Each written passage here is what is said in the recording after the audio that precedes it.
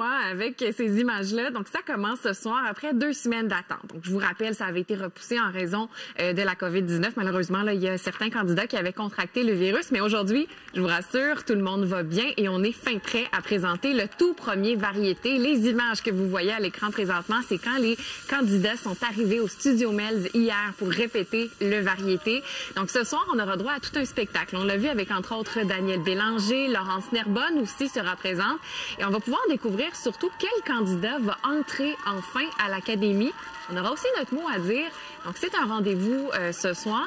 Et ce qui est intéressant, Eve-Marie, c'est que les candidats ont tellement de créativité. Ils ont été en isolement pendant très longtemps et ils ont réussi quand même à faire de magnifiques créations. Ils ont d'ailleurs rendu hommage à Karim Ouellet. Il y a 5 candidats là, dont leur place est confirmée à l'Académie. Exactement. Donc là, il va falloir en choisir d'autres pour compléter l'équipe d'académiciens. Et les juges vont avoir leur mot à dire, les professeurs, mais nous aussi à la maison. Donc, on va pouvoir choisir. Donc, écoutez attentivement.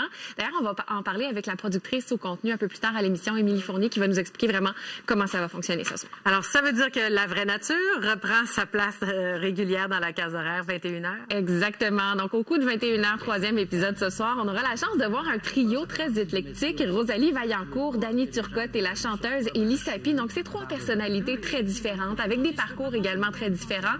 Mais ce sont tous des gens qui ont une histoire inspirante. Je pense qu'on va vivre beaucoup d'émotions ce soir. Tu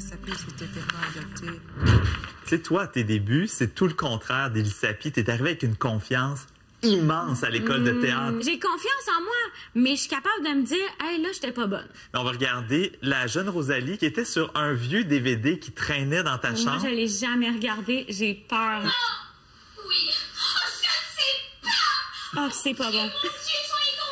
Oups, elle n'aime pas ça se regarder.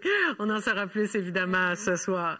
Hey, c'est au tour de Vincent Vallière de faire la tournée des portes dans Charlevoix. J'aime tellement ce concept-là, Eve-Marie. C'est des artistes professionnels qui vont faire la tournée des portes dans Charlevoix. Donc, avec un petit kiosque, ils vont présenter des spectacles dans la cour. De la nouveauté pour Jesse McCormack? Oui, l'auteur, compositeur, interprète et réalisateur s'apprête à lancer... Dernier tour d'horizon de ce qui nous attend aujourd'hui dans l'actualité, Alexandre. Il y a la situation à Ottawa, mais aussi à Québec. Oui, couverture spéciale d'abord. Région du Saguenay-Lac-Saint-Jean aussi, des gens qui ne se sont pas déplacés à Ottawa, mais qui se sont fait voir et entendre dans leur région et municipalité respectives. Dans le monde du sport, Jean-Michel, ce qui s'est passé ce matin, oui, avec Raphaël Nadal, c'est extraordinaire. C'est historique, cette victoire. Depuis littéralement la fin du parcours du Canadien en série l'an dernier contre le Lightning en finale de la Coupe Stanley. Et ce soir, c'est Star Academy.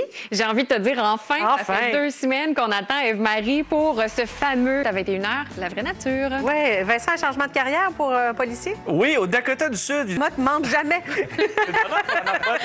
C'est l'indice marmotte, ça. 3 février. Demain, Gino et toute l'équipe vont recevoir Pierre-Yves McSween, entre autres. Merci d'avoir été avec nous en fin de semaine. Au revoir.